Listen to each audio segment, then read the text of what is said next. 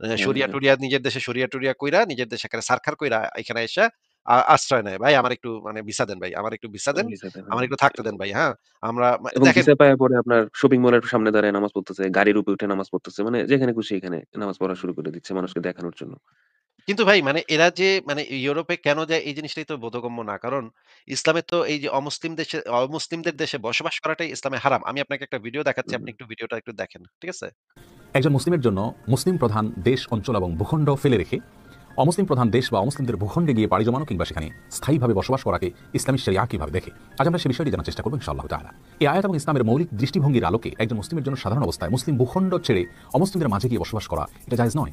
সূরা নিসার ৯৭ নম্বর আয়াতের আলোকে ইমাম ইবনে কাসীর রাহিমাহুল্লাহ এবং আরো অন্যান্য মুফাসসিরিন কেরাম একই বিষয়কে প্রমাণ করেছেন। সুনানে আবু দাউদ এবং তিরমিজি বর্ণিত একটি হাদিসে রাসূল করিম সাল্লাল্লাহু আলাইহি ওয়াসাল্লাম ইরশাদ করেছেন, আনা বারিউম মিম্মান ইয়াসকুনু বাইনা যহরানাই মুশরিকিন। অর্থাৎ যে ব্যক্তি মুশরিকদের মাঝে বসবাস করবেন ওই ব্যক্তির দায়-দায়িত্ব নেওয়া থেকে আমি সম্পূর্ণ মুক্ত। অর্থাৎ সেই ব্যক্তির কোনো দায়-দায়িত্ব আমি নিচ্ছি না বা নিব না। আবু দাউদ এবং নাসাই বর্ণিত আরেকটি হাদিসে রাসূল করিম সাল্লাল্লাহু আলাইহি ওয়াসাল্লাম ইরশাদ করেছেন, লা তুসাকিনুল মুশরিকিনা ওয়া লা তুজামিউহুম ফামান সাকানা আও জামা মাআহুম ফাহুয়া মিনহুম। অর্থাৎ তোমরা মুশরিকদের মাঝে বসবাস করো না, তাদের মধ্যে থেকো না। তোমাদের মধ্যে যারা মুশরিকদের মাঝে বসবাস করবে, তাদের মাঝে থাকবে, তা সে তাদের অন্তর্ভুক্ত হয়ে যাবে। এরকম অনেকগুলো হাদিসকে সামনে রাখলে আমরা দেখি যে মৌলিকভাবে ইসলামের দৃষ্টিভঙ্গি হলো সাধারণ অবস্থায় একজন মুসলিমদের ভূখণ্ড এবং সমাজ ছেড়ে গিয়ে অমুসলিমদের মাঝে বসবাস করা তার জন্য সেটি জায়েজ নয়। দেখেন যে এরা তাইলে ইউরোপে যাইতেছে কেন ভাই? এরা তুই ইউরোপে যাবি কেন? এটা তো কাফেরদের দেশ। কাফেরদের জি। দেশে তো থাকাই হারাম তোদের জন্য। তুই ভাই উনার এখানে কিন্তু গিয়ে আরেকটা ভিডিও আছে। উনি কিন্তু বলছে কিন্তু আপনি যদি দাওয়াতের জন্য যান। কারণ আমাদের অনেক না, না, না, না, না, না, না। উনি শায়েখ সালেহ আল উসাইমিনের মানে একদম পরিষ্কার ফতোয়াতে বলা আছে যে যদি আপনি এক্সাক্টলি দাওয়াতের জন্য যান তাহলে আপনার জন্য সর্বোচ্চ আপনি ৬ মাস সেখানে অবস্থান করতে ৬ পারবেন। মাস। হুম, হ্যাঁ? হুম, হুম। ৬ মাসের বেশি? আচ্ছা আপনাকে আমি তাহলে মানে এইটার মানে বিস্তারিত আমরা দেখাই। এই বিষয়ে পরিষ্কার ফতোয়া দেয়া আছে। একদম মানে কোন ফতোয়া দেওয়া আছে। অ শায়েখ আলবানীর একটা ফতোয়া আছে এই বিষয়ে। দাঁড়ান আপনার ইয়াটা আমি একটু সরায় নেই। এরা তো এখানে যাইতেই পারবে না। এরা তো এখানে যাওয়াটাই তাদের জন্য হারাম। ঠিক আছে? হুম, হুম। দেখেন এই যে এটা হচ্ছে হাদিস। হাদিসে বলা আছে মুশরিকদের সহচর্য থাকলে তাদের সাথে বসবাস করলে সে তাদেরই মতো। এটা একটা সহিহ হাদিস আবু দাউদের। দেখেন বর্তমান যুগের সর্বশ্রেষ্ঠ মুহাদ্দিস হচ্ছে শায়েখ নাসিরউদ্দিন আলবানী। তার যে গ্রন্থ আছে বিখ্যাত গ্রন্থ ফাতওয়ায়ে আলবানী থেকে আমরা একটু দেখি। হুম, হুম, হুম। কাফের দেশে বসবাস করার বিধান কি? জবাব: আমাদের এ ব্যাপারে কোনো সন্দেহ নেই যে বর্তমানে কোনো কাফির দেশে মুসলিমের বসবাস করা জায়েজ নয়। কাউকে যদি মুসলিম দেশ থেকে বের করে দেওয়া হয় তাহলে সে অন্য কোনো মুসলিম দেশে চলে যাবে। এই বিষয় পরিষ্কার, এই বিষয়ে ফতোয়া। তো আ এই বিষয়ে আ সহিহ আকিদার দিশারি এটা হচ্ছে একটা মানে আকিদা গ্রন্থ। এটা হচ্ছে ইসলামের একটা মৌলিক আকিদা গ্রন্থ। গ্রন্থটার নাম হচ্ছে আল ইরশাদ সহিহ আকিদার দিশারি মাকতাবুস সুন্নাহ প্রকাশনী পৃষ্ঠা ৪৩৩ ৪৩৪ এখানে বলা হচ্ছে দেখেন আপনাকে আমি দেখাচ্ছি। এই বইতে যেটা দেয়া আছে আ দাঁড়ান। আ হে মুমিনগণ তোমরা আ আ শত্রুদের আচ্ছা দাঁড়ান সরাসরি বই থেকে দেখেন। এখানে বলা আছে ইসলামী আকীদার মৌলিক বিষয়গুলো বর্ণনা করব। আবশ্যিক বিষয়ের প্রতি ইঙ্গিত করছি। আ উপরোক্ত বিষয়গুলোকে তাদের আকীদা হিসেবে গ্রহণ করে তাদেরকে বন্ধু বানাবে। যারা এগুলোর প্রতি শত্রুতা পোষণ করে তাদেরকে শত্রু বানাবে। সেই সাথে মুশরিকদেরকে ঘৃণা করবে এবং তাদের প্রতি শত্রুতা পোষণ করবে। এটা ইব্রাহিম আলাইহিস সালাম ও তার সাথীদের দ্বীনের অন্তর্ভুক্ত। আমাদেরকে তাদের অনুসরণ করার আদেশ করা হয়েছে। মানে হচ্ছে ইসলামের মৌলিক আকীদা হচ্ছে যে মুশরিকদেরকে অন্তর থেকে ঘৃণা করতে হবে এবং শত্রুতা পোষণ করতে হবে। এইটাও এই যে এবং ইহুদি নাসারাদের বন্ধু হিসেবে গ্রহণ করা যাবে না। এবং তাদের সাথে একত্রে বসবাসও করা যাবে না। এই জিনিসগুলা অসংখ্য জায়গাতে এই জিনিসটা বলা আছে ভাই। এবং আপনি যদি এই যে এই ভিডিওটা এই সংশয়.com এ পুরা ভিডিওটা দেয়া আছে ৯ মিনিট ৫ সেকেন্ডের, হ্যাঁ? এটার ভিতরে আচ্ছা একটু ছাড়ি। এই আয়াত এবং ইসলামের মৌলিক এজন্য হিজরত ইসলামের একটা গুরুত্বপূর্ণ এলিমেন্টস। হিজরতের সব অসাধারণ এবং রাসূলুল্লাহ সাল্লাল্লাহু আলাইহি ওয়াসাল্লাম তিনি হিজরত করতে নির্দেশ দিতেন এবং হিজরত করেছেন। মক্কা বিজয়ের পর তিনি হিজরত করতে নির্দেশ দেন। কারণ তখন বলেছেন যে মক্কা থেকে আপনি হিজরত নেই কারণ মক্কাতে দারুল ইসলাম হয়ে গেছে। এজন্য ইসলাম দারুল কুফরে কাফেরদের দেশে বসবাস করার অনুমতি দেয় না সুনির্দিষ্ট কিছু কারণ ছাড়া। ১ নম্বর কারণ হচ্ছে দাওয়াতের কারণে। দাওয়াতের কারণে যেতে পারবে কিন্তু স্থায়ী অবস্থানে নয়। যেখানে থাকলে তার পরবর্তী জেনারেশন ইসলামের থাকবে না, সেখানে থাকা যাবে না। বর্তমান যে অবস্থা মুসলিম বিশ্ব নয়, কাফের দেশগুলোতে বিশেষ করে যে সমস্ত ইউরোপ আমেরিকার দেশগুলোতে সোজা বলেই দিলাম, সেগুলোতে যারা অবস্থান করবে তারা সেখানে অবস্থান করলে তাদেরকে জীবিকা নির্বাহের জন্য হারামের অনুসারী হতে হয় বেশিরভাগ সময়। বেশিরভাগ সময় তারা হোটেল ব্যবসা করে যেখানে তারা মদ বিক্রি করে, তারা সুগারের বস্তু বিক্রি করে। বেশিরভাগ সময় হালাল খাবার নিয়ে তাদেরকে টানা-হেঁচড়া করতে হয় এবং বেশিরভাগ কিন্তু নিজে কষ্ট করলেও পরবর্তী জেনারেশন তার সন্তানকে সে আর ধরে রাখতে পারে না। তার সন্তানরা তখন আর ওই পরিবেশে বড় ওঠে, তাদের কাছে তখন আর যেকোনো হারামি তাদের কাছে আর স্বাভাবিক গা শোয়া হয়ে যায়। তখন তারা সেটা বলতে পারে নিজের জীবন বিপন্ন করে নিজের সন্তানদেরকে কুফরি বা কাফের বানিয়ে জীবন বিপন্ন বলতে বোঝাচ্ছি যে নিজেদেরকে ঈমান হারা করাটাই জীবন বিপন্ন হচ্ছে আরো খারাপ জিনিস। অর্থাৎ ঈমান হারা করা, নিজেদের জীবন পরিবারকে সেটা এবং পরিবারকে যারা এই পদ্ধতি অবলম্বন করছেন তারা কিন্তু আল্লাহকে ভয় করা উচিত। আপনি কিন্তু নিজে গুনাহগার হবেন। আপনার সন্তানাবলী ভবিষ্যৎ প্রজন্মে যারা এরকম কাফের হয়ে যাবে তাদের জন্য আপনি দায়ী হবেন। কারণ আপনি তাদেরকে নিয়ে সেখানে বসবাস করিয়েছেন। এইজন্য এইজন্য রাসূলুল্লাহ সাল্লাল্লাহু আলাইহি ওয়াসাল্লাম একটি হাদিস কি বলেন? তিনি বলছেন লা ইয়াতারা নারানি যে কাফেরদের ২ টি আগুন এবং ঈমানদার আগুন একসাথে উঠতে পারে না। এর অর্থ হচ্ছে তাদের চুলা একসাথে জ্বলবে না। আপনি এমন এক দেশে অবস্থান করার জন্য অধিকাংশ দেশে এখন মানুষ যায়, যেখানে কিন্তু দেখা যায় ইচ্ছা করলেও আপনি ভালো থাকতে পারবেন না। আপনার সন্তান যখন একটু বড় হবে তখন তারা সরকারের সন্তান বিবেচিত হয়, সেখানে তারা সরকারের আইন কানুন সবই তারা ফলো করে। আপনি ঘরে তাকে কোথাও যেতে নিষেধ করতে পারবেন না। তারা ক্রিসমাসে যাবে, তারা হারামে যাবে, তারা যুবকদের সাথে মিশবে, যুবতীদের সাথে মিশবে এবং সেখানে আপনি তাকে কোনোভাবেই নিষেধ করতে পারবেন না। অমুসলিম দেশে স্থায়ীভাবে বসবাসের বিধান কি? আলেম ওলামা সবসময়ই অমুসলিম দেশে বসবাসকে অনুৎসাহিত করেছে এবং অমুসলিম দেশে বসবাসের ক্ষেত্রে সবসময় কিছু শর্ত শারায়েত যুক্ত করে থাকে। তার মধ্যে অন্যতম শর্ত হচ্ছে দিন পালনের স্বাধীনতা এবং প্রয়োজন থাকা, এমন প্রয়োজন যেটা অন্য কোথাও পাওয়া যাবে না, সেখানে গেলেই পাওয়া যাবে। আচ্ছা, আপনারা পুরা জি ভিডিওটা ভাই। আপনারা দেখে নিতে পারেন। অনেক লম্বা জি, ভিডিও। জি, এখানে অবশ্যই। কয়েকজন আলেমের বক্তব্য দেয়া আছে। এই যে আহমদুল্লাহর বক্তব্য দেয়া আছে এবং পরে আ ভাই সবার এখন বক্তব্য এখানে উনাদের মোটামুটি দেয়া এরাই আছে। এভাবে মানা করতেছে। অথচ তারা এখন ইউরোপ আমেরিকা গিয়ে রীতিমতো হামলা মানে পুলিশের সাথে মারামারি মানে কি এক অবস্থা। বিশেষ করে দাওয়া গ্রুপগুলো দেখলে আমার কাছে এত ইয়ে লাগে যে মানে একটা খ্রিস্টান কান্ট্রি থেকে ভাই আমার মাঝে আমার একটা অনুরোধ আরকি। আপনার যদি কখনো কোন স্কোপ থাকে আরকি। ওদের সাথে আপনি একটা সেশন রাখতে পারেন। গিয়ে একটা কথা বলতে পারেন যে ইসলাম যে প্রচার করে, কিভাবে প্রচার করে? বোকা বানায় আমি মানুষের তো কাছে একটা শুনেছি আমি তো শুনেছি ভাই এই সমস্ত দাওয়া-টাওয়া এরা নাকি একটা মহিলাকে নাকি ছুরি পর্যন্ত মারছিল। ছুরি এক্সাক্টলি দিয়ে হ্যাঁ, নাকি শুধু ছুরি মারে না, ইয়া হামলাও করছে। করতে আসে। ক্যামেরার সামনে মানে ক্যামেরা থাকে দেখে ওরা পারে না জাস্ট শুধু। নাইতো চট্টাপর কিল ঘুষিও মারত। এই এটা আরকি। তো ভাই এটা তো ডেঞ্জারাস। তাইলে আমি তো এদের সাথে সামনাসামনি গিয়ে তো আর করতে পারব না। না ওরা অনলাইনে ফেসবুক মানে আপনি যেরকম ভাবে করেন এরকম ভাবে উনাদের যে দাওয়া ওয়াইজ একটা ইউটিউব চ্যানেল আছে ওইখানে উনারা করে আরকি যে আম কি, কি দাওয়া আলী দাওয়া নাকি কে একজন আছে ইউকের। মানে কি যে কথা বলে আঙ্গুর খাইতে থাকে ওই যে ইয়ের সাথে গড লজিক এর সাথে একটা ইয়ে দেখছিলাম তাদের একটা মানে ভিডিও দেখছিলাম আরকি তাদের। আঙ্গুর খাইতেছে, পানি খাইতেছে। মানে কি করে না করে মানে একটা বাচ্চামি একটা এবং হচ্ছে গিয়ে একটা পুরা পলিটিক্যাল একটা ইস্যু একটা। এই বইটা পুরো একটা পলিটিক্যাল বই এটা। এটা মানে এরকম ভালো কি কিছু নাই। কি বলতেছেন বললেই আমি আসলে পরিষ্কার বুঝতেছি না আপনার ইয়াটা মানে কি বইয়ের কথা বলতেছেন সেটাও বুঝতেছি আমি না। পুরাণের যাই কথা হোক এরা বলতেছি এরা আরকি। যদি এরা যদি আলোচনা করতে চায় ইংল্যান্ড থেকে তো অনেকেই এই যে দাওয়া-টাওয়া এদের জি, অনেকেই তো আমার জি, লাইভে অনেকবার যুক্ত হয়ে গেছে, হ্যাঁ? জি, হয়েছে, জি। চিল্লাপাল্লা করে গেছে, হাউকাউ গালিগালাজও করে হুম, গেছে, হুম, হুমকি-টামকিও দিয়ে গেছে আমাকে। একবার হুম, হুম, এক মানে ইংল্যান্ডে বাংলাদেশী এক সিলেটের হুম, হুম, মানে আমার লাইভে এসে সে বিরাট হুজুর এত লম্বা দাড়ি, কালো লম্বা দাড়ি। সে এসে তো আমাকে হুমকি-ধামকি পর্যন্ত দিয়ে গেছে, গালিগালাজ পর্যন্ত করে গেছে। তখন তো মানে ভাই এগুলা তো করতেই পারে এখন। কি করতে এগুলার কি করতে পারি? কিন্তু ইউরোপে এখন যে জিনিসটা দেখা যাচ্ছে যে রাইট উইং পলিটিক্যাল পার্টি গুলা ক্রমশ শক্তিশালী হচ্ছে। এই সমস্ত মুমিন একটা রাইট উইং সবসময় আরেকটা রাইট উইং কে আ মানে উস্কায় দেয়। ঠিক আছে? ভারতেও দেখবেন আপনি যে হুম, হুম। ভারতে যত নিজেদের ইসলামী স্বার্থের জন্য জঙ্গিরা ভাই। বাড়বে, ভারতে হিন্দু জঙ্গিদের ইয়াটাও বাড়তে থাকবে। আবার ইউরোপে তারা এখন ঢুকে হুম, এই যে শরিয়া কায়েম করবে। দেখেন তারা কিন্তু এই যে সরকারের ভাতা নেয়, হ্যাঁ? সরকারের ভাতা নিয়ে তারা সরকারের ভাতা নিবে, সরকারের স্বাস্থ্যসেবা নিবে, রাস্তাঘাট এগুলা তো ভাই সব হুম। সুদের টাকায় করা, তাই না? তোরা যে সুদের এখানে টাকা হ্যাঁ। থাকোস, তোরা যে বাড়ি কিনোস, তোরা বাড়ির জন্য মানে দেশ ক্রেডিট কার্ডে পে করস। তো এগুলো সবকিছু হারাম ভাই। সবকিছু হারাম। সুদের ব্যবসা। ওদের মায়ের সাথে জিনা করার মতো এই যে সুদের সাথে অ ১২ ধরনের যে সামান্যতম সম্পর্ক যদি থাকে সুদের সাথে একজন সুদের সাথে মুসলিমের, হ্যাঁ। তাইলে তো সেটা একদম মায়ের সাথে জিনা করার মতো হারাম। ঠিক আছে? এটা যেই হুম। সেই হারাম না। এটা হচ্ছে সর্বোচ্চ সর্বোচ্চ হারাম। হারাম ক্যাটেগরিতে। সর্বোচ্চ ভয়ংকর ইসলামের সর্বোচ্চ মানে খারাপ জিনিস ধরা হয় এটাকে। তাইলে তোরা যে রাস্তা দিয়ে হাঁটো সেই রাস্তাটাও সুদ দিয়ে বানানো। তুই যেই বাড়িতে থাকো সেই বাড়িও সুদের টাকাতে বানানো। যেই দোকান থেকে যে সুপারমার্কেট থেকে তোরা মানে জিনিসপত্র কিনোস প্রত্যেকটা জিনিস সুদের টাকায় এবং ক্রেডিট কার্ড যে ব্যবহার করস প্রত্যেকটা ক্রেডিট কার্ড হচ্ছে সুদের টাকা। তাইলে তোরা যে হুম, এখানে হুম, হুম। থাকোস কেন এটাই তো আমি বুঝি না। ওরা এখানে এসে ঢুকে, একদম। ঢোকার পরে মানে নিজের দেশে লাত্থি গুতা খায়। তাদের দিনী ভাইদের হাতে লাত্থি গুতা খায়। লাত্থি গুতা এই যে মনে করেন নিজেদের দেশে তারা ওই যে নবীর পেশাব পবিত্র নাকি অপবিত্র, নবী নূরের তৈরি নাকি মাটির তৈরি, নবীর হাগা হুম, মানে হুম, পেশাব পায়খানা খাওয়া যাবে নাকি খাওয়া যাবে না। এই সমস্ত জিনিস নিয়ে হুম। তারা নিজের দেশে কুত্তা কামড়াকামড়ি করে। আহলে হাদিস, আহলে কোরআন, হানাফি, মালিকি, অমুক তমুক, শিয়া, সুন্নি এই কামড়াকামড়ি কুত্তা কামড়াকামড়ি কইরা-টইরা নিজের দেশটারে ধ্বংস করে। ধ্বংস কইরা কয় এখন আমার দেশের সাথে যুদ্ধ চলে। তোমরা ভাই আমারে হুম। আশ্রয় দাও। হ্যাঁ? তখন গিয়া ভাই উঠে আজকে ওইখানে। নিউজ দেখছেন? এটা তো বাতিল করছে। ইউরোপীয় ইউনিয়ন বাতিল করছে এটা। ৯ হ্যাঁ, হ্যাঁ, দেশের হ্যাঁ পলিটিক্যাল দেখছি। অ্যাসাইলাম বাতিল করছে। হ্যাঁ, হ্যাঁ হ্যাঁ। দেখছি। এই তো এগুলো ভালো তো। এই যে এই সিরিয়া থেকে এই গত আ আমি ২০১৩ ১২ সাল থেকে এই পর্যন্ত জার্মানিতে ভাই লাখ, লাখ, লাখ, লাখ ইয়া লাখ, আসছে লাখ সিরিয়ার সিরিয়া থেকে, ঢুকছে। সিরিয়া হ্যাঁ? তুরস্ক থেকে। হুম, সিরিয়া থেকে হ্যাঁ, তুরস্কেও জায়গা দিচ্ছে অনেককে। হুম, লেবানন, হুম, জর্ডান, সিরিয়া মানে ভাই লাখে, লাখে একের বোরখাতে বইরা গেছে ভাই। এই জার্মানিতে হুম, বোরখাতে বইরা গেছে। তোরা বোরকা দিয়ে আসছস গেছে। এই দেশে ঠিক আছে আসছস, তোদের দেশ তোরা ধ্বংস করছস, আচ্ছা আসছস। আইসা এইখানে তারা এখন মানুষে পিটায়।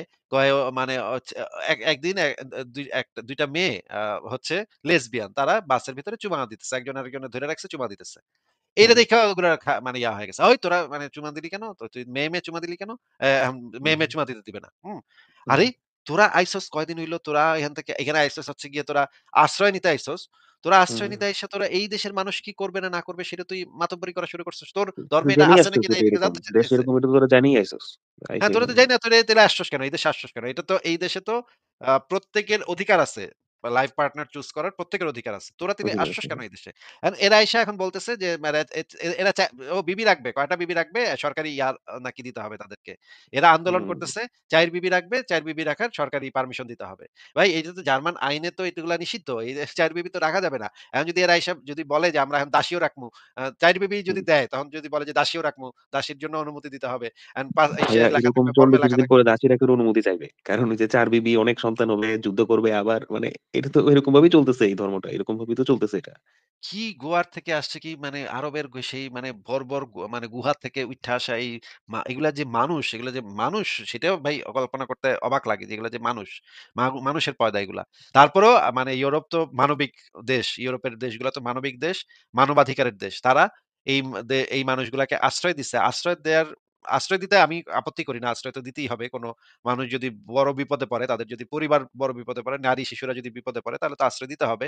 কিন্তু আশ্রয় দেওয়ার সময় তো এই জিনিসগুলা আ করা দরকার। তাদেরকে এই জিনিসগুলা শেখানো দরকার যে ইউরোপের যে মূল্যবোধ, ইউরোপের যে মানবাধিকার এই জিনিসগুলা তাদেরকে খুব ভালো করে শেখানো দরকার এবং এই দেশে যে শরিয়া চলবে না। শরিয়া করলে পাছায় লাত্তি মেরে যে তোদের আবার সেই তোদের এই হুম, হুম, মানে হুম। কুত্তার খামারে, তোদের এই ছাগলের খামারে তোদের আবার ফেরত পাঠানো হবে। এই জিনিসটা ইউরোপে স্পষ্ট করে তাদেরকে বইলা দিতে হবে। যে তোরা এই দেশে থাকতে পারবি। তোরা সরকারি ভাতাও পাবি, তোরা এখানে সাহায্য পাবি, সুযোগ পাবি, এইটা পাবি, সেটা পাবি, সবই পাবি। এইখানে তো আ শিক্ষা ফ্রি, এখানে তো স্বাস্থ্য সুবিধা ফ্রি, এখানে তো চিকিৎসা ফ্রি। হুম, সব সুবিধা তোরা পাবি। কিন্তু তোদের এই আইন, এই দেশের যে মানবাধিকার, এই দেশের যে গণতন্ত্র, এই দেশের যে বাক স্বাধীনতা, এই জিনিসগুলা হচ্ছে ইউরোপের কোর মানতে হবে, কনসেপ্ট। হ্যাঁ? মানতে হবে। সেকুলারিজম হ্যাঁ। হচ্ছে ইউরোপের কোর কনসেপ্ট। এই জিনিসগুলা তোদের মানতে হবে। তোরা যদি না মানস তাহলে পাছার ভিতরে টস করে লাথি মেরে তোদের আবার সেই গুয়া মানে সেই যেই কুয়া থেকে বেরিছস সেই কুয়াতে আবার ফেরত পাঠামু। এই জিনিসটা হুম, স্পষ্ট হুম, করে বইলা দেওয়া দরকার। নইলে এরা যত জঙ্গিবাদী কাজকর্ম করবে, ভাইয়া জার্মানি তো এই কাজ করে তারা। কিছুদিন আগে আ কয়েকটা ইয়াং ছেলেপেলে হুম, বিয়ার খাইতেছিল একটা পার্কে বসে। এটা ইউরোপে খুবই নরমাল ব্যাপার। হুম। আপনি বিয়ার হচ্ছে পানির মতো। এই ইউরোপে বিয়ারের দাম আসলে পানির থেকে কম। পানির বোতলের থেকে বিয়ারের দাম বেশি। হ্যাঁ, হ্যাঁ। বিয়ারের পা দাম কম। পানির পা বোতলের পা দাম বেশি। পানি আমি কিনি মনে করেন €২.৫ €৩ দিয়ে। বিয়ার এখানে পাওয়া যায় ৫০ সেন্ট দিয়ে বিয়ার পাওয়া যায়। হ্যাঁ? হুম, ঐরকম বিয়ার হুম, ওই পরিমাণে বিয়ার পাওয়া যায়। আপনি যত ইচ্ছা বিয়ার খেতে পারবেন। এখানে বিয়ার হচ্ছে হুম। গিয়ে সবচাইতে এবং ইউরোপ খুবই মানে গর্ব করে তাদের বিয়ার নিয়ে ইউরোপের দেশগুলা। বিশেষ করে জার্মানি, বেলজিয়াম জার্মানি গর্ব এই করে, হ্যাঁ। Germany, Belgium. হুম, এই দেশগুলার বিয়ার হচ্ছে সারা পৃথিবীতে খুবই হুম, বিখ্যাত। এখন কয়েকটা ছেলে ইয়াং ছেলেপেলে বিয়ার খাইতেছে। এখন ওইখানে শরিয়া পুলিশ বানাইছে। ওই যে কয়েকটা মুসলিম একসাথে থাকে তারা এখন দল বানাইছে, দল পাকাইছে। দল পাকায় রাস্তায়, রাস্তায় ঘুরে কারা শরিয়া বিরোধী কাজকর্ম করে। তখন তারা ওই ছেলেদের ধরছে। ধরার পর তাদেরকে মারপিট করছে। সেই ছেলেপেলেগুলা করছে কি আবার পুলিশে কল করছে। পুলিশ আসছে। ওই মুসলিম জঙ্গিরি করছে কি পুলিশরে ছুরি হুম, মেরে দিছে। এক পুলিশরে ছুরি মেরে দিছে। এই জিনিসগুলা হুম। মানে বেশ কয়েকবার হইছে, বেশ কিছু ঘটনা ঘটছে এই দেশে। এই কারণে এই জার্মানির মানুষজন, জার্মানির যারা সাধারণ মানুষ ডিপোর্ট করে না তা কেন ভাইয়া? মানে এদেরকে পাঠায় দেয় না কেন দেশে? যে দেশ থেকে সাথে, সাথে পাঠায় দেয় না কেন? রাখতেছে কেন? আমি তো এটা বুঝি এই না। যে এখন ইউরোপিয়ান ইউনিয়নের আইনগুলা পরিবর্তন করতেছে। এখন এসপিডি হুম, আ হুম, আ জার্মানির যে এসপিডি তাদের তাদের কিছু আমি পড়ছি, তাদের কিছু গোপন শলা পরামর্শ হুম, আমি পড়ছি। তারাও এখন হুম, বাইকা বসছে। তারা হুম, এখন এই যে হুম, এই রিফিউজি গুলা যেই আকাম-কুকাম করছে এবং গোয়েন্দা সংস্থার রিপোর্টও আছে যে এই হুম, এই এই লোকগুলা এইখানে শরিয়া আইন কায়েম করতে চায়। এই যে হুম, হুম, জার্মানির যে কনস্টিটিউশন এ যে বাক স্বাধীনতা এবং যেই চমৎকার হুম, জিনিসগুলা লেখা আছে জার্মানির কনস্টিটিউশন এ, এই কনস্টিটিউশন তারা মানে না। তারা বলে যে এই কনস্টিটিউশনকে পোড়ায় ফেলে হুম, কোরআনের হুম, ভিত্তিতে জার্মানি চলতে হুম, হবে। এই কারণে এখন এদেরকে ইয়া করা হচ্ছে এবং কিছুদিনের মধ্যেই এরা টের পাবে। এরা এত সোজা না তো ভাই। ইউরোপ তো পানি খায়া খালে দিয়া ভাইসা আসে নাই, তাই না? হ্যাঁ, ইউরোপ সারা দুনিয়া এইগুলারে শাসন করে কেমনে আছে আগে। হুম, এগুলারে কেমনে টাইট দিতে হয়, এগুলার কোন জায়গায় চিপ দিলে টাইট এরা চিমসায় যাবে এটা ইউরোপ খুব ভালোভাবে জানে। জায়গা মতো দিয়ে দেওয়া হবে। হুম, এক্সাক্টলি। দূষণমুক্ত রাখতে হবে আরকি, এটাই হচ্ছে কথা। আমার কাছে মনে হয় ভাইয়া যে আসলে সৌদি আরব বা দুবাই এরা আমার মনে হয় যে এই মুসলিমগুলা থেকে ভালো। কারণ উনাদের এখন যে এক্টিভিটিস গুলো দেখতেছি এর মোটামুটি কিন্তু মানে একটু সেকুলার এর দিকে যাচ্ছে আমার যা মনে হয়। হ্যাঁ, আ হ্যাঁ, এখন ওরা তো উপায় নাই তো। ওরা এখন ইউরোপ বানাবে। ওই ওই হ্যাঁ, সৌদি হ্যাঁ, আরবকে এখন ইউরোপ বানাবে। ইউরোপ বানানোর চেষ্টা এবং এক্সাক্টলি। বাদশাহ সালমান তো মানে প্রিন্স সালমান তো সরাসরি বলছে হ্যাঁ, যে, "আমি এখন সৌদি আরবকে ইউরোপের মতো এক্সট্রিমিস্টটা বানাইতে বাদ চাই।" দিয়ে দিব আরকি। ইসলাম থেকে এক্সট্রিমিজমটা বাদ দিয়ে দিব আরকি। হ্যাঁ। এক্সাক্টলি। ঠিক আছে নিক ভাই তাহলে আজকে ঠিক আপনাকে আছে। বিদায় জি, জানাই। ধন্যবাদ। ধন্যবাদ ভাইয়া। আচ্ছা আপনার ভালো থাকেন। দীর্ঘায়ু কামনা করি, সুস্বাস্থ্য কামনা করি। ভালো থাকুন ভাইয়া। জি। ঠিক আছে ভাই, ভালো থাকেন। পরের জনকে যুক্ত করি। ইমরান আপনাকে যুক্ত করা আছে বলেন আপনি। ইমরান আপনাকে যুক্ত করা আছে আনমিউট করে কথা বলেন। ইমরান আপনাকে যুক্ত করা আছে আনমিউট করে কথা বলেন। হ্যাঁ, বলেন। না, উনি কোন কথা সাড়া শব্দ করছে না। বিদায় তাহলে। আ এসপি আপনাকে যুক্ত করা আছে। এসপি বলেন তাহলে। হ্যাঁ, ভাইয়া শুনতে পাচ্ছেন? হ্যাঁ, শুনতে পাচ্ছি। বলেন। আচ্ছা, আচ্ছা। কেমন আছেন? ভালো আছি। আশা করি আপনিও ভালো। বলেন তাহলে। ভাইয়া আমি একটা টপিক নিয়ে কথা বলতে চাচ্ছিলাম। ওই যে আ একজন বাংলাদেশের একজন ইউটিউবার আছে। উনি হচ্ছে গিয়ে অনেক ফিলোসফিক্যাল জিনিস নিয়ে কথাবার্তা বলে। আ তো আমি হচ্ছে লিঙ্কটাও শেয়ার করছিলাম আপনার চ্যাটে। সো উনি দেখি যে ৬-৭ দিন আগে একটা আম আর্গুমেন্ট নিয়ে কথা বলতেছিল। ওটা হচ্ছে গিয়ে নরমালি আমরা যে বলি না যে লাইক যখন কেউ কোনো আস্তিক কোয়েশ্চেন করে যে লাইক আম আ যদি বলা হয় যে তোমাদেরকে সৃষ্টি করছে, তার মানে আল্লাহরও একজন সৃষ্টিকর্তা আছে। তো সে বলতেছে সে তার টাইটেলে মানে তার ভিডিও টাইটেল বলছে আল্লাহকে কে সৃষ্টি করেছে? এই টাইটেলটা দিছে। এখন সে বলতেছে যে আম এই যে আল্লাহকে কে সৃষ্টি করছে, তারপরে আল্লাহকে কে সৃষ্টি করছে, এইটা নাকি অ্যারিস্টটল ডিবাঙ্ক করে গেছিল। সেখানে ওই যে ইনফাইনাইট রিগেস ফ্যালাসি নামে একটা টার্ম না, না, না, না, নিয়ে না, না। আসছে। হ্যাঁ? অ্যারিস্টটল একটা আ মা ইয়ে অ্যারিস্টটল যেই জিনিসটা বলেছে, সেই জিনিসটাকে পরবর্তীতে আ অসংখ্যবার ভুল প্রমাণ করা হয়েছে। অ্যারিস্টটল হচ্ছে গিয়ে যে জিনিসটা বলেছিল ফার্স্ট মুভার যে আ unmoved unmoved unmoved mover thoughts. ইয়া হ্যাঁ, হ্যাঁ, ঠিক আছে। ১ম একটা থাকতে হবে। এই জিনিসটা অ্যারিস্টটল বলেছিল। এই যে পুরা যে আ কালাম কসমোলজিক্যাল আর্গুমেন্ট, এই কালাম কসমোলজিক্যাল আর্গুমেন্টের বেসমেন্ট হচ্ছে অ্যারিস্টটলের সেই কথাটা। এই রাইট। পুরা টোটাল আর্গুমেন্টই আসলে অ্যারিস্টটলের। আর কারো না। অ্যারিস্টটলকে অবশ্যই আমি মনে করি যে অ্যারিস্টটল মহাবিশ্বের সবচাইতে পণ্ডিত ব্যক্তি। তার থেকে পণ্ডিত ব্যক্তি, তার মতো জ্ঞানী ব্যক্তি আর পৃথিবীতে কখনো জন্মায় নাই, জন্মাবেও না। হ্যাঁ? এত বড় পণ্ডিত সে। সে বিষয়ে কোনো সন্দেহ নাই। কিন্তু তার প্রচুর পরিমাণে ভুল আছে। ভুলভাল কথাবার্তা সে বলছে, ভুলভাল জিনিসপত্র সে লিখে গেছে। এই যে ইনফিনিট রিগ্রেস এড়াবার জন্য যদি একটাকে আমাদের মানে বলতে হয় এইটা তো মানে ধর্মের কনসেপ্ট এর সাথেই যাচ্ছে না। আপনাকে ইনফিনিট রিগ্রেস কে এড়াইতে কেন হবে? সেটা একটু আগে বলেন তো। এক্সাক্টলি আমার পয়েন্টও সেটা। এবং সেইটা এড়ায়া মানে সে কি গোঁজামিল দিয়ে সে ওইখানে সে সে ওইটা এড়ায় সে গোঁজামিল দিয়ে সে আল্লাহকে টাইনা আনছে। মানে বলতেছে যে এটার মাধ্যমে সে আল্লাহকে প্রুভ করতে যাচ্ছে। মানে এখানে আল্লাহকে না, আর না, আমি আমি না, আমি যেটা ব ব আপনাকে জি, জিজ্ঞেস করছি আপনি বোধহয় বুঝতে পারেন নাই। মানে বলেন। উনারা বলতে চাচ্ছে যে ইনফিনিট পরিমাণ পর্যন্ত যদি হয় এই জিনিসটা একজনের স্রষ্টা। ১ম কথা হচ্ছে যে তাহলে আমরা কয়টা স্টেপ পর্যন্ত যাবো, গিয়ে তারপরে থামবো? আমরা কেন একটা স্টেপে গিয়েই থেমে যাবো? মানে মহাবিশ্বের স্রষ্টা আল্লাহ। ধরে নেই আল্লাহর স্রষ্টা হচ্ছে কাল্লা, কাল্লার স্রষ্টা হচ্ছে মাল্লা, মাল্লার স্রষ্টা হচ্ছে চাল্লা। এই ৪ নাম্বার স্টেজে গিয়ে আমরা থেমে যাবো। কারণ সে হচ্ছে ফার্স্ট। সে আ সৃষ্টি করছে কাল্লাকে, কাল্লা সৃষ্টি করছে মাল্লাকে, মাল্লা করছে আল্লাহকে। ঠিক আছে? এই ৪ টা স্টেপ পর্যন্ত আমরা যেতে পারবো। তার পেছনে আমরা যাব না। সে হচ্ছে ১ম। তাকে যদি আমরা ১ম ধরি, তাহলে আমরা এই কত নম্বর স্টেপে গিয়ে আমরা থামবো? আ ভাই এইটা হচ্ছে একটা প্রবলেম। ঠিক আছে?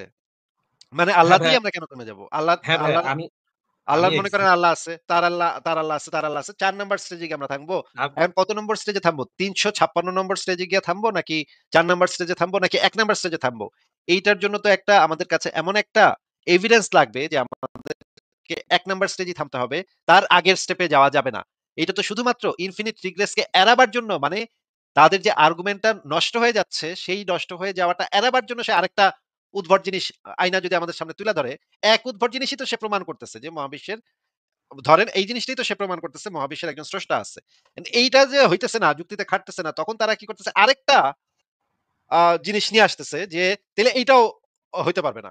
কেন হইতে পারবে না সেটা তো তাদেরকে আ হইতে পারবে না সেটা তো বুঝলাম যে হইতে পারবে না। কিন্তু কেন হইতে পারবে না সেটা তো আমাদেরকে বুঝাইয়া বলতে হবে যে এই জিনিসটা এই কারণে হবে না। ২ আমি নম্বর বিষয় হচ্ছে তাদের যে কনসেপ্ট সেটা হচ্ছে মানে ইনফিনিট রিগ্রেস কে তারা নাকচ করে এই কারণে যে যদি ইনফাইনাইট পর্যন্ত আমরা পেছনের দিকে যাই, তাহলে আমাদের অস্তিত্ব তো অ আমাদের অস্তিত্বের সম্ভাবনা শূন্যের কাছাকাছি চলে যাবে। কারণ হচ্ছে মনে করেন মানে আ মানে ই টাইমের আগে পিছনের দিকে যদি আপনি ইনফিনিট ধরেন আ এবং সেখানে যদি একটা ইনফিনিট কজ ধরেন, তাহলে তো আমাদের অস্তিত্ব আসার সম্ভাবনাটা 0 র কাছে চলে যাবে। তাই না? এটা কি আপনি বোঝেন নাকি আপনাকে বুঝায় বলতে হবে? না, আমি বুঝতে পারছি। আমি এক্সাক্টলি সেইম কোয়েশ্চেনটাই আমি তাকে করছি তার ভিডিওতে। যে আপনি যে বলতে চাচ্ছেন যে ইনফাইনাইটলি রিগেস একটা পর্যায়ে যায় থেমে যাবে। একজন আনমুভ মুভার আছে। তো সেই আনমুভ মুভারটা সেই যে সিরিজটা, এই সিরিজটা কয় নাম্বার? আপনি আল্লাহকে কয় নাম্বারে রাখবেন? এটা যে আমাদের সৃষ্টিকর্তাই যে সেই সিরিজের মানে আনমুভ মুভার সেটা কিভাবে আপনি বুঝলেন? সেটা ডাটাটা কই? ঠিক আছে? আপনি যে একদম, ওই যে একদম, ফার্স্ট একদম। হ্যাঁ, এবং আমি কিন্তু ভাই আমি আপনাকে যে জিনিসটা এই মুহূর্তে বলছিলাম সেটা হচ্ছে যে, যদি আমরা ইনফিনিট রিগ্রেস কে এড়াবার জন্য আল্লাহকে ধরেও নিই তাহলেও কিন্তু ইনফিনিট রিগ্রেস এড়ানো যাচ্ছে না। কারণ কি? কারণ হচ্ছে আল্লাহ বাই ডেফিনিশন অসীম, তাই না? রাইট, তাহলে আল্লাহর তো কোনো শুরু নাই। তাহলে তো রাইট। যেই কারণে আমি ইনফিনিট রিগ্রেস এড়াচ্ছি যে আমাদের অস্তিত্বের সম্ভাবনা 0 হয়ে যাবে, সেই একই জিনিসটা আল্লাহর ক্ষেত্রেও খাটে। কারণ আল্লাহ যদি অসীম হয়, আল্লাহর যদি কোনো শুরু না থাকে, তাহলে তো আমাদের অস্তিত্বের সম্ভাবনা 0 হয়ে যাবে। কারণ এইটা তো আ সে তো অসীম সংখ্যক অতীতে অতীত থেকে সে আছে, তাই না? তাহলে তো বেসিক্যালি সেও আমাদের অসীম। সেও তো সো অসীম। তাহলে সেই হ্যাঁ, অসীমের ভিতরে আমরা তো আমাদের সে যত তার টাইমটা যত বাড়বে তত তো আমাদের অস্তিত্বের সম্ভাবনা তত কমতে থাকবে। আমাদের রাইট, অস্তিত্বে আসাটা ততটা ইম্পসিবল এ পরিণত হবে। এবং সে যদি ইনফাইনাইট হয় তাহলে তো আমাদের অস্তিত্বের সম্ভাবনা একদম 0 হয়ে যাবে, তাই না? Right, right, exactly. এবং আরেকটা জিনিস আছে যে আমি ওই অ্যারিস্টটল গড যে অ্যারিস্টটল যে ধারণাটা নিয়ে আসে, এইখানেও তো আসলে সে অ্যাকচুয়ালি ট্র্যাডিশনাল রিলিজিয়ন এর যে গডের ব্যাপারগুলো আছে ওইটা তো আনে নাই। অ্যারিস্টটল গডের ক্যারেক্টারিস্টিক্স তো ডিফারেন্ট। সেই গড খুবই ইনডিফারেন্ট ছিল। মানে ইনডিফারেন্ট অ্যাবাউট লাইক হিউম্যানস এবং কি ঘটতেছে না পৃথিবীতে এগুলো নিয়ে সে কোনো মানে কেয়ারই করে না। অ্যারিস্টটল যেভাবে তার গডকে দেখছিল আরকি। একটা ব্যাপার ওই যে অ্যারিস্টটল গড নামে যে কনসেপ্টটা সে বলতেছিল যে অ্যারিস্টটল তার দর্শনে। না সেখানে তো সে হুম, অ্যারিস্টটলের এই কনসেপ্টের মূল যে প্রবলেমটা সেই প্রবলেমটা হচ্ছে যে আ আমাদের মহাবিশ্বে আমরা যত জিনিস দেখি সবকিছুর পেছনে একটা কারণ আছে। সবকিছু কোনো ঘটনা ঘটার পেছনে একটা কারণ আছে, এটা ঠিক। যে হুম, আমাদের মহাবিশ্বে যত ঘটনা ঘটে তার পেছনে একটা কারণ আছে সেটা অবশ্যই সঠিক। মানে যতগুলো আমরা আমাদের অবজারভেশন এর ভিতরে যতগুলা ঘটনা আছে সবগুলোর পেছনে একটা কারণ আছে। কিন্তু এই জিনিসটা যে মহাবিশ্বের ক্ষেত্রেও খাটবে সেইটা তো প্রমাণ সাপেক্ষ, তাই না? রাইট। মানে এটাকে বলা হয় আ আ fallacy of composition and division and composition। মানে হচ্ছে আমি যেটা বোঝাতে চাচ্ছি যে গঠন এবং বিভাজনের কুযুক্তি যেটাকে বাংলা করলে হয় যে এরকম যে মনে করেন আপনি তো একটা কোষ দিয়ে তৈরি, তাই না ভাই? জি। কোষগুলা তো দেখা যায় না। আমরা খালি চোখে দেখতে পাই না, তাই না? হুম, হুম, হুম। অবশ্যই। তাহলে আমি যদি বলি যে যেহেতু কোষগুলাকে আমি খালি চোখে দেখতে পাই না এবং আপনি এসপি ভাই কোষ দিয়ে তৈরি, সুতরাং আপনাকে আমি খালি চোখে দেখতে পাই না। এটা কি আমার মানে আর্গুমেন্টটা কি ট্রু মানে হবে, সঠিক হবে? না, না আমি কেন? বুঝতে পারছি আপনি কি বলতে কারণ চাচ্ছেন। কারণ কারণ কোষের বৈশিষ্ট্য আমার ফার্স্ট এ জানতে হবে। যে কোষের কি ক্যারেক্টারিস্টিক্স আছে। ঠিক আছে? আর আমার পুরা কোষ নিয়ে যে আমার দেহটা গঠন হইছে, এইটার ক্যারেক্টারিস্টিক্স আমাকে জানতে হবে। ঠিক আছে? সো হ্যাঁ, প্রতিটা কিন্তু জিনিস যদি ক্যারেক্টারিস্টিক্স কোষের বৈশিষ্ট্যটা যে টোটালটার উপরেও অ্যাপ্লিকেবল হবে এটা তো হ্যাঁ, নেসেসারি না। এটা তো নাও হইতে পারে। রাইট, যেমন ধরেন আমি আ হাইড্রোজেন এবং অক্সিজেন দিয়ে পানি তৈরি করতে পারি। হাইড্রোজেনও গ্যাস, অক্সিজেনও গ্যাস। ২ টা গ্যাস রাইট, মিলে তৈরি হলো পানি। পানিটা তো গ্যাস না। তাহলে রাইট। আমরা কি এটা এই মানে দেখা যাচ্ছে যে যেই জিনিসগুলা দিয়ে তৈরি হইছে সেই জিনিসগুলার প্রপার্টিটা যে মূল জিনিসটা সেটার প্রপার্টির সাথে মিলতেছে না। সেটার প্রপার্টির সাথে একেবারেই অন্য কিছু, ভিন্ন কিছু তৈরি হচ্ছে। তাহলে মহাবিশ্বের ভেতরে যদি যত কিছু আছে, যত ঘটনা আছে, সেই ঘটনাগুলার ক্ষেত্রে কারণ থাকাটা যদি ইম্পোর্টেন্ট হয়, সেটা মহাবিশ্বের ক্ষেত্রেও ইম্পোর্টেন্ট হবে কিনা, সেটা তো এখন পর্যন্ত আমরা জানি না। সেটা তো প্রমাণ সাপেক্ষ। সেটা তো আমাদেরকে দেখাইতে হবে যে এই প্রপার্টিটা মানে এই বৈশিষ্ট্যটা মহাবিশ্বের ভেতরে আমরা দেখতে পাই অবজারভেশনের মাধ্যমে দেখতে পাই প্রত্যেকটা ঘটনার পেছনে একটা কারণ আছে, সেটা আমরা মহাবিশ্বের ভিতরে দেখতে পাই। কিন্তু এটা টোটাল মহাবিশ্বের ক্ষেত্রে এটা প্রযোজ্য হবে কিনা সেটা তো আমাদের কাছে সেই ইনফরমেশনই তো নাই। তাহলে আমরা কিভাবে এই জিনিসটা দাবি করতে পারি, তাই না? এক্সাক্টলি। না আমিও বিষয়টা এভাবেই দেখি যে আমাদের যে প্রবলেম হয়েছিল যে আমাদের আদি মানুষরা যখন দেখছে যে লাইক আমরা একটা টুল তৈরি করতেছি, আমরা একটা আগুন আগুন জ্বালাচ্ছি বা আমরা যেকোনো একটা আ আ খাবার বানাচ্ছি। তার মানে তারা তাদের চারপাশের পরিবেশ অবজার্ভ করে তারা চিন্তা করতেছিল যে ওকে যেহেতু প্রতিটা আর্টিফিশিয়াল জিনিস তৈরি করতেই একজন কিছু দরকার হচ্ছে। তার মানে হচ্ছে গিয়ে পাহাড়, গাছ, আ মা স সমুদ্র এবং সূর্য প্রতিটা জিনিসই বানাতে একজন সৃষ্টিকর্তার দরকার। কিন্তু আমাদের তো ফার্স্ট এ জানতে হবে যে ওই জিনিসটার ক্যারেক্টারিস্টিক্স টা কি? এখন একটা হাতুড়ি বানাইতে যদি সৃষ্টিকর্তা মানে একজন তৈরিকারকের দরকার হয়, তার মানে এই না যে একটা সূর্য তৈরি হইতে বা সৃষ্টি হইতেও বা যেটাই বলি আমরা প্রোডিউস হইতেও একজন সৃষ্টিকর্তার দরকার আছে। ওটার ক্যারেক্টারিস্টিক্স তো হ্যাঁ, আমাদের ওটার ডাটা লাগবে। ওটার একটার বৈশিষ্ট্য তো ক্যারেক্টারিস্টিক্স আমাদের জানতে হবে। একটার আলাদা বৈশিষ্ট্যটা টোটালি তো আমরা হুম, অটোমেটিক আরেকটার উপরে বসায় দিতে পারি না। চাপাই যে দিতে পারি না। যেহেতু হ্যাঁ, যেহেতু বিমান বানাইতে একজন মানে লাগছে, মানে লোক লাগছে, কয়েকজন লোক রাইট লাগছে। সুতরাং সূর্য বানাইতেও কয়েকজন লোক লাগছে। এটা তো আমরা অটোমেটিক বলতে পারি না ভাই। বলতে ওইটা পারি তো না। দেখাইতে হবে। প্রমাণ সাপেক্ষ তো এটা। এইটা আসলে মানে আমি বলব যে আমাদের অবজার্ভেবল যে আ আ বা অবজার্ভিং যে পাওয়ার সেইটার যে সীমাবদ্ধতা এখান থেকে আমাদের আ সৃষ্টিকর্তার কনসেপ্টটা আসলে আমাদের মধ্যে গেঁথে গেছে এবং এইজন্য ধর্মের আসলে একটা তো উৎপত্তি ঘটছে আমাদের আদিম মনে। ঠিক আছে? আমার আমার কাছে এরকমই মনে হয়। হ্যাঁ, আপনি একদম, একদম রাইট এই ব্যাপারে। কালাম কসমোলজিক্যাল আর্গুমেন্ট এবং অ্যারিস্টটলের যে আনমুভড মুভার যে ইয়াটা আছে সেটা নিয়ে ইমানুয়েল কান্টের ডেভিড হিউম এবং ইমানুয়েল কান্টের খুবই চমৎকার ইয়া আছে। আ উম তা মানে অ্যারিস্টটলকে বাতিল করে দেয়া। অ্যারিস্টটল এবং ইমাম গাজ্জালি পরবর্তীতে অ্যারিস্টটলের ওই যে মানে ইমাম গাজ্জালি যে কাজটা করত, যে ওই যে গ্রিক দার্শনিকদের বই-টই পড়তো। বই-টই পইড়া উগুলা দিয়া আল্লাহরে প্রমাণ করত বসে সে, হ্যাঁ? গ্রিক দার্শনিকদের অনুবাদ করে টরে ওইটারে কেমনে দিয়া ওইটারে ঘুরায় পেঁচায় কেমনে ওইটারে দিয়ে আল্লাহ প্রমাণ করা যায় সে কাম করত। শেষ বয়সে আইসা সে বুঝতে পারছে যে এগুলা দিয়ে কিছুতেই আল্লাহ প্রমাণ হয় না। শেষ বয়সে আইসা সে বলছে যে না, দর্শন পড়াটাই হচ্ছে কুফরি। দর্শন পড়া যাবে না। দর্শন পড়লে মানুষ নাস্তিক হয়ে যাবে। এইজন্য ইমাম গাজ্জালি শেষ বয়সে গিয়া ১ম জীবনে সে খুব মানে ইন্সপায়ার্ড ছিল। অ্যারিস্টটল দ্বারা খুবই ইন্সপায়ার্ড ছিল এবং খুবই দর্শন-টর্শন পড়ছে। গিয়ে শেষমেষ গিয়া সে বলছে দর্শন-টর্শন পড়া একদম কুফরি। কারণ দর্শন পড়লেই মানুষ নাস্তিক হবেই।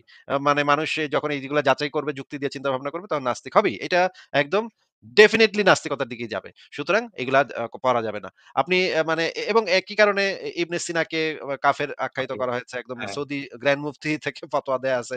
ইমাম হ্যাঁ, এমনকি ইবনে সিনার নাম পর্যন্ত রাখা নিষিদ্ধ, ইসলামে রাইট, হারাম। হাসপাতাল-টাসপাতাল যে বানায় ইবনে সিনার নামে, এগুলো তো একেবারে কড়াভাবে নিষিদ্ধ। কারণ নামও রাখা যাবে না ইবনে সিনা। কারণ সে হচ্ছে নাস্তিকদের সর্দার। তাকে বলা হয় নাস্তিকদের সর্দার। তো রাইট। যাই হোক, এই জিনিসগুলা মানে খুবই হাস্যকর যে তারা এই যে হ্যাঁ, না পরবর্তীতে হ্যাঁ, বলেন। না, আমি আসলে খুবই হতাশ। কারণ আমি ওই যে যার কথা বললাম, আমি ভিডিওটা শেয়ার দিছিলাম আপনাকে পারলে দেখেন পরে। যে উনার কিন্তু অনেক ফিলোসফিক্যাল মানে উনি হচ্ছে ফিলোসফি একজন স্টুডেন্ট, ঠিক আছে? বাংলাদেশে ভালোই ভিডিও বানাচ্ছিল। তো হঠাৎ করে আমি তার এই ভিডিওটা দেখে আমি খুবই অবাক হইলাম যে সে এইখানে তার বাংলাদেশের যে মানুষের যে রিলিজিয়াস একটা সেন্টিমেন্ট আছে, সেইটাকে পুঁজি করে সে জাস্ট এই ভিডিওটা করল এবং তার এই ভিডিওটা খুবই মানে পপুলারিটি পাইছে এখন। আপনি এমন কমেন্ট দেখলে আপনি বুঝবেন যে, ও আচ্ছা অনেকে কমেন্ট করতেছে এখন যে, "ও আচ্ছা নাসিকটা তো এই জিনিসটা বলতো যে হ্যাঁ, তাইলে তার আল্লাহর গড কে? আল্লাহর গড কে? তাহলে আমি আজকে পেয়েছি। আপনি আর্গুমেন্টটা প্রমাণ করে দিল যে এটা দরকার নাই।" মানে এই যে মানুষ যে মানে বাংলাদেশের শিক্ষিত জনগণের মধ্যেও যে এই যে সততার যে অভাব, এইটা আমি মানে মানে আমি অবাক হয়ে গেলাম যে তারা যে কতটা ইন্ডক্ট্রাইন তারা মানে শিক্ষিত হওয়ার পরেও তাদের ধর্ম যে তাদের কিভাবে প্রভাব ফেলে তাদের মস্তিষ্কে এটা আমি তার সেই জিনিসটা দেখে আমি অবাক হয়ে গেলাম। এবং সে কেন এখানে আল্লাহকে টানলো এটাই আমি বুঝলাম না। টোটালি পুরা একটা গোঁজামি। লাইক এবং খুবই অবাক হইলাম। এবং তাকে এগুলা আমি তো কোয়েশ্চেন করছি। সস্তা সস্তা যে যদি এই বিষয়ে ভিডিও বানানো হয় তাহলে তো এটা পাবলিক খাবে, বাংলাদেশের পাবলিক খাবে। ভাই হ্যাঁ, বাংলাদেশে তো মানে নীল আর্মস্ট্রং চাঁদে গিয়া আজান শুইনা মুসলমান হইছে, এগুলা তো ভাই ছোটকাল থেকে শুনে আসতেছি। মানে এগুলা তো ভাই কি বলবো? আপনি যদি এখন আ একজন মনে করেন একজন পদার্থবিজ্ঞানী ছিল এম শমশের আলী। সে গিয়া বলত যে আ কোরআনে নাকি বিরাট বিজ্ঞান আছে। তখন স্কুলে পড়ি। আমি তার ইসে গিয়া একদিন তার সেমিনারে গিয়ে আমি উপস্থিত হইছি। আমি বলি, "এগুলা আপনি কি বলতেছেন?" সে মেরাজের কেচ্ছা কাহিনী বলতেছিল। মেরাজ কিভাবে এত বৈজ্ঞানিক? তখন আমি তাকে এটা নিয়ে প্রশ্ন করলাম। তখন সে থতমত খায় গেছে যে তখন তো আমি একটা অল্প বয়সী ছেলে। আমি যে এই টাইপের প্রশ্ন করতে পারি সে বুঝতে পারে নাই। সে একটু থতমত খায়া বলে যে, "তুমি মানে এই যে লেকচার শেষে আমার রুমে আইসো। তোমার সাথে আমি পার্সোনালি কথা বলব।" তখন আমাকে মানে এইভাবে থামায় দিল। আমি তাকে এক্সপ্লেইন করতেছিলাম যে কেন এই মেরাজের কেচ্ছা কাহিনী কেন ভুয়া। এইটা জিনিসটা বলা শুরু করছিলাম। এবং সে যেই কথাগুলা বলতেছে সেগুলা কেন মানে ভুল কথা, মিথ্যা কথা এগুলা অবৈজ্ঞানিক কথা বলতেছে সেটা আমি বলা শুরু করছিলাম। কিন্তু আমাকে সে থামায় দিচ্ছে। থামায় বলে যে, "তুমি" আ চোখ এরকম করে তাকায় আমার দিকে বলে যে, "তুমি সেমিনারটা শেষে আমার রুমে আইসো। তোমার সাথে আমি কথা বলব।" পরে আমি গেছি। যাওয়ার পরে সে আমারে বলতেছে, "তুমি বেশি ভালো করে কোরআন হাদিস পড়ো। কোরআন হাদিস পড়লে এগুলা সব বুঝতে পারবা। এগুলা এখনো তোমার বয়স কম। তুমি এগুলা পড়ো।" আমি বললাম, "আমি তো কোরআন হাদিস পড়ছি। আমি তো জানি এই কোথায় এগুলাতে কি লেখা আছে সেগুলো আমি জানি অলরেডি।" বলে, "না, তোমার এখনো জ্ঞান হয়নি, আরো পড়তে হবে।" আচ্ছা ঠিক আছে তখন না হয় আমি অল্প বয়স ছিলাম। কিন্তু এখন তো আমি বহু বছর ধরে এগুলো পড়ছি। আমি তো এগুলো জানি। পরে আমি পরে তার সাথে অনেক বছর পর আবারও যোগাযোগ করার চেষ্টা করছিলাম। কিন্তু সে আর কথা বলবে না। ওইটা নিয়ে আর কথা বলবে না। সে যে ধুনফুন বলছিল এবং দর্শক শ্রোতারা কিভাবে হাততালি দিচ্ছে সেগুলা সেটাই। মানে এই যে যখন বিজ্ঞানের একজন টিচার সে যখন এই যে আইসা বলা শুরু করবে যে কোরআনে কত বিজ্ঞান আছে, কোরআন কত ইয়া এটা সব ধর্মের ক্ষেত্রেই সত্য। মনে করেন হিন্দু ধর্মের রাইট। ক্ষেত্রেও সত্য। যদি একটা ইউনিভার্সিটির প্রফেসর, ফিজিক্সের প্রফেসর সে মনে করেন আমেরিকাতে MIT তে সে মানে পড়ালেখা করে আসছে ফিজিক্স বা আইটি সেক্টরে এসে যদি দেশে এসে বলে যে গণেশ দেবতা কত বৈজ্ঞানিক, হ্যাঁ? এটা বললে কিন্তু দেখবেন যে মানে হিন্দুরা এক্কারে পাগল হয়ে যাবে পাগল খুশিতে। হয়ে যাবে। হ্যাঁ? ঠিক। এই যে এই বলদ বানাইতেছে এই মানুষজনদেরকে এইভাবে বলদ বানাইতেছে, বলদগুলাকে আরো বলদ বানাইতেছে। কি বলবো ভাই এগুলা তো হ্যাঁ, হ্যাঁ। খারাপ লাগে যে এগুলা তো উচিত না। সস্তা জনপ্রিয়তার জন্য সস এইভাবে মানুষকে এইভাবে মানে অন্ধকারে রাখা, এভাবে বলদ বানানো উচিত না। হ্যাঁ, সেটাই। আমি একটা লাস্ট কথা বলে আমি চলে যাবো। সেটাই বললাম যে লাইক আ উনার অন্যান্য ভিডিওগুলো যতটা ভিউ পাইছে এটা তার ডাবল ৩ গুণ ভিউ পাইছে। এবং অনেকেই বলতেছে যে লাইক আমরা এরপরে আপনার ভিডিও দেখবো, আপনাকে ফলো করব। সো আমি বুঝলাম যে আসলে সে একটা আ পা হয়তো রিলিজিয়াস টাকে একটা টুল হিসাবে ইউস করছে এখানে। আ সো যাই হোক আরকি কি বলবো? এটা দেখে আমি আসলে খুবই হতাশ। এনিওয়ে আ ঠিক আছে আসিফ ভাই থ্যাংক ইউ ফর এক্সপ্লেনেশন আর হচ্ছে ভালো থাকেন। হ্যাঁ, ঠিক আছে এসপি ভাই আপনি ভালো থাকবেন। আপনাকে বিদায় জানাচ্ছি। ওকে ভাইয়া থ্যাংক ইউ। ঠিক আছে।